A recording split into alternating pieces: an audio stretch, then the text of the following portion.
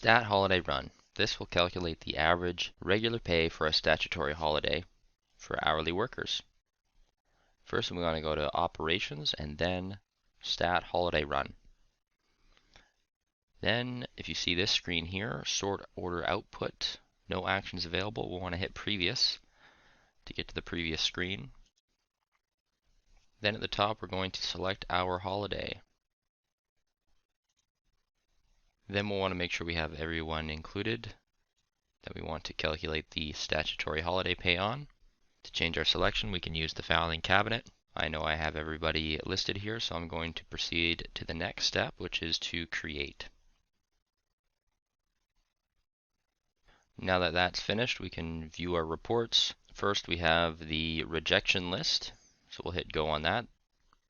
This is going to show us everybody who is not eligible to receive holiday pay.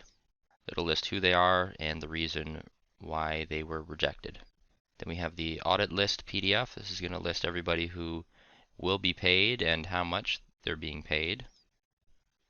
On the left, we have the name and number of the individual. And then we have the time that is going to be paid for the average day's pay on the stat. Then the final step is to post to time history.